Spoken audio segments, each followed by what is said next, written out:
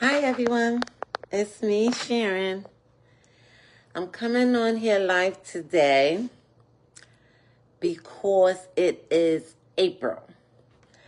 And April for me means it's Sarcoidosis Awareness Month. I know you're like, what is sarcoidosis? It's something not too many people talk about. October, everyone knows it's Cancer Awareness Month. And I do feel bad for the people that have cancer. However, sarcoidosis, to me, is worse because it doesn't even have a cure. And doctors will tell you this when you get diagnosed. It would be better if you had cancer because then they could do surgery or they can give you some chemo or radiation or medicine and eventually you will be cancer-free. Unfortunately, sarcoidosis do not get much publication. It's not talked about much. Most people have heard of sarcoidosis by the comedian Bernie Mac, who I miss terribly. Him and his funny comedian series that he has had. He passed away from sarcoidosis. So usually that's how I say it when I tell people, you know Bernie Mac, the comedian that passed away, that's what he passed away from. In any case, I'm just going to take a couple of minutes today and maybe a couple of times a week this month. Yes, I am. I am an advocate of sarcoidosis because unfortunately, in 2022, I got diagnosed with pulmonary sarcoidosis. I say pulmonary sarcoidosis, but the sad thing about sarcoidosis is it affects all your organs, unfortunately. It's not contagious, and there is no known cause for it. The reason why I decided to be an advocate for it is because it affects Black people the most. Black women, Black people, but people in general. And let me just give you a brief description of what sarcoidosis is. Sarcoidosis, and I'm going to read because I am not a doctor. So when I'm sharing these next couple of weeks and for this month, you'll hear me say I am not a doctor. Okay, I am giving you my personal story, my personal opinion, and just sharing a little bit of my journey with you. Okay, in the hopes it could help someone else. I'm on my lunch break. Okay. I love using my lunch break to connect with people. So on different topics. So today, again, if you're just joining me, I'm talking about April is Sarcoidosis Month. Okay. And a quick definition of sarcoidosis is it's an inflammatory disease that causes small clusters of immune cells called granulomas. Remember that word, granulomas, to form in different organs of the body.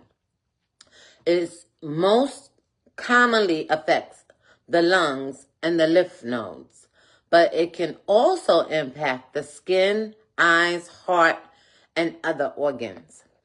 The exact cause of sarcoidosis is unknown, but it is believed to result from an overactive immune response triggered by genetic factors, environmental exposures, or infections. Symptoms vary depending on your organs involved, and it can include persistent cough, shortness of breath, fatigue, joint pain, and skin rashes. And I'm reading. I'm almost done. In some cases, sarcoidosis resolves on its own, while in others, it requires treatment to manage inflammation and prevent complications. Now, I just wanted to read you that brief description, but in all honesty, I wanted to just share with you briefly about my journey, and I can't even tell it to you all in one sitting, but I'm just going to give you a brief synopsis because my story actually starts years ago. It take literally years, and sometimes you never get diagnosed with it. And again, what I'm sharing with you all today is my personal opinion. The reason why I said a lot of times you don't even get diagnosed with it is because the insurance companies make you go through so many steps to get to the real test that you just need. You really just need one test. But insurance companies will deny you certain tests, or the doctors will shush you off because, believe it or not, a lot of doctors don't know about this. A lot of nurses don't know about this.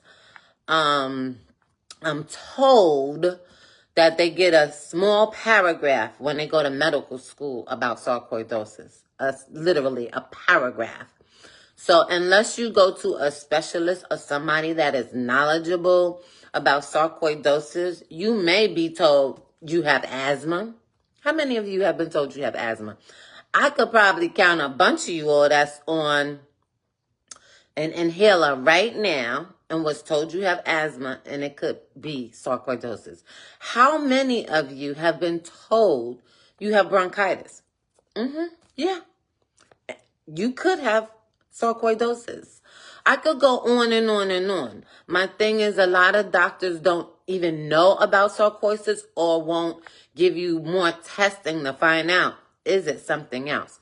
However, again, I'm on here to share a little bit of my story. And again, I'll be talking a lot about it this month because it's April, and April is Sarcoidosis Awareness Month. And I want to bring it to light. Why? Because I want people to take their health in their own hands and stop letting doctors shush them off and just give them an inhaler or tell them it's nothing. We all need to push for more testing, more questions, and do our own due diligence to find out what's really wrong with us, okay? I was diagnosed again in 2022. Again, my story started years ago, but I'm going to start in 2021 for me, even though something did happen to me much earlier on, and I believe it's when it really started.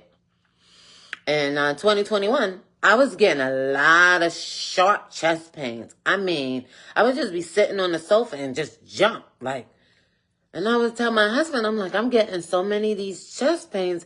It was scary.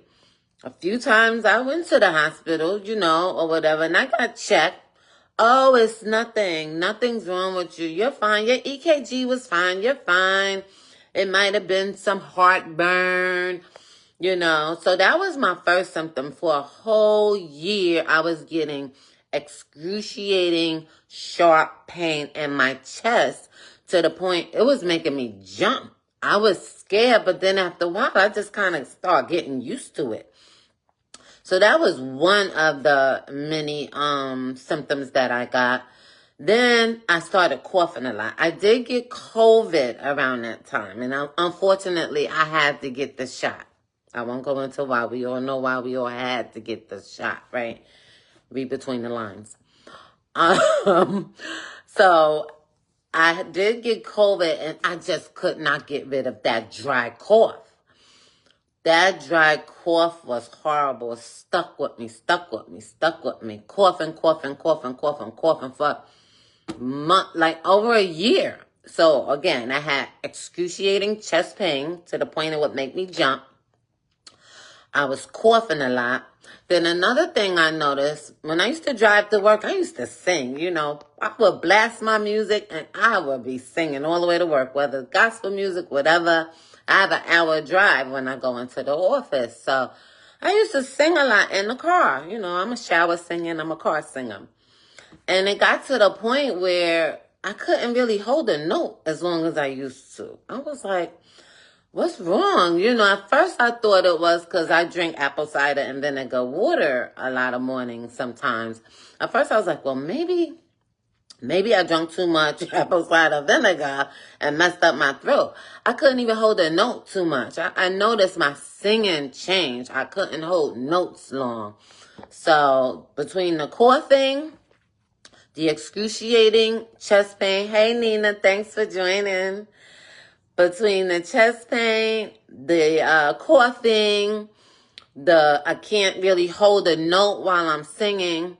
Then I noticed my eyes. Oh my God, my eyes. I would go to the movies or wherever, my eyes just start running, just running. And I'm like, what is wrong with my eyes?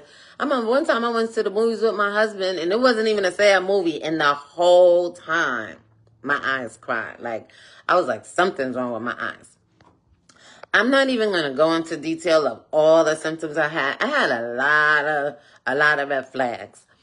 But I shushed it off. I blew it off. But I promised my daughters that I would go get this chest pain I was getting a lot checked out. And I'm not going to, this story can be long. I might have to break this up. But I want you all to know I finally did go to the doctor. Thankfully, I had a doctor because they make you go through so many steps. It takes literally 1 to 5 years to get diagnosed. But I think my diagnosis was even longer because, and I'll go back real quick. When I was 21, I was going to tell this story another time, but when I was 21, I was sitting down in the laundromat one day, just sitting down, reading a magazine, waiting for my clothes to stop washing. And guess what happened to me? I thought I was having a heart attack, but my lung collapsed. I was literally sitting there reading an Essence magazine, waiting for my clothes to wash. 21 years old. I'm 56 now, but I think this is when I got the first sign because no one ever knew why my lung collapsed. And I'll go back to that story in another live or another video, but I think that was my very, very first sign.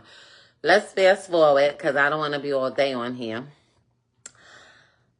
When I did go to my doctor about the chest pain, she took the regular x-rays and she was like, something ain't look right. Come back in 6 months. Then I went back in 6 months and she wanted to order another one because something ain't look right. She was like, but don't know what? The insurance company denied it. But let me put something through because something don't look right. I'm going to have them check it again.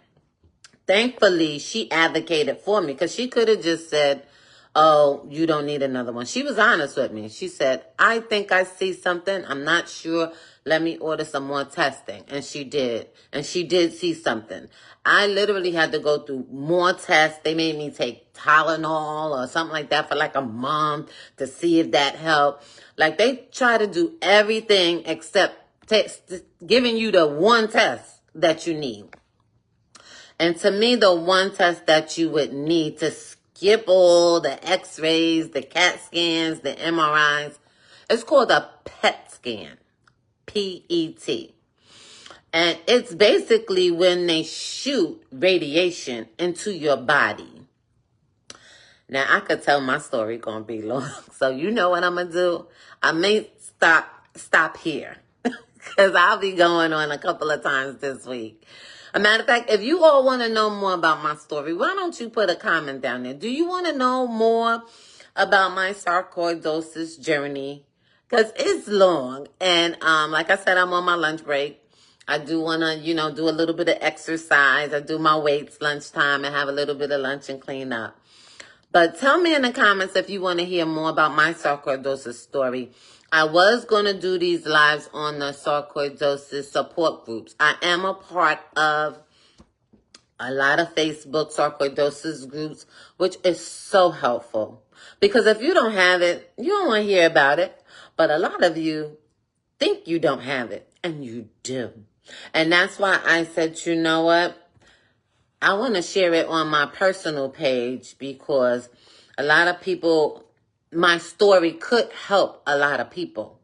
Because if you don't know the symptoms and you don't know what to look for, you just blow it off. Oh, I got asthma. Oh, it's allergies. Oh, it's bronchitis. Okay. Now, at this point, I'm fast forwarding right now. At this point, I'm doing okay. I do have it in several places in my body, but God is good. I ain't worried. And I will also say at this point in time, I am not on any medication by choice. And that's another reason why I want to talk to you all, because I want to talk to you all about that medication and the choices that you have, okay? And what I had to go through. I literally had to fly out of the state to get evaluated. Yeah, I had to fly over to Ohio to the Cleveland Clinic. But I want to share some of these stories with you all, but I don't want to take all day, and I want to make sure that you all are interested in my story. So if this is something that you are interested in, you may not have it. You may have a family member that have it, or think you might have it, or just want to learn more about it. Like I said, Bernie Mac passed away from it. Tisha Campbell has it. From the Martin Show, she has it. And there's a number of stars, boxing. If you Google celebrities with sarcoidosis, there's a number of people that do have it. I just don't think it's broadcasted and talked about enough, okay? Like cancer is. And when I do talk about the medication that people on, you are all going to learn that the medication that they're putting people on that have sarcoidosis is cancer medication, okay?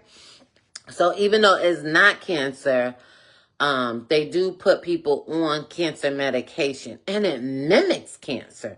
So a lot of you may see my scar that I have here, and I'll talk to you guys about it later, because that's how I had to get diagnosed. Nobody want an ugly scar on their neck. But they weren't sure if I had sarcoidosis or lymphoma cancer. And again, most doctors will tell you it's better if you have cancer, because they can fix that. The scary part can be with sarcoidosis, they can't fix it. They're trying to treat it, but they can't fix it. But my God, thank God I have faith in God. I'm not worried. I'm not worried, and I'm my own advocate. I do my own research. And again, I'm not a doctor, so if you're on medication, I'm not telling you to stop your medication, but I'm just wanted to share some of my story with you all. So if you are encouraged today by just some of what I'm sharing, let me know in the comments, and then I will come on a couple of times during the week this month, since it is Sarcoidosis Awareness Month, to just share some more with you all. Because there's so much to learn. And like I said, knowledge is power, y'all. Knowledge is power. It's a beautiful day. I got a couple of more minutes before I have to go back to work. But I want to wish you all a blessed day. Stay tuned. Don't forget to comment if you want to learn more, or if this topic interests you. And stay blessed. I love you all. God bless. Bye-bye.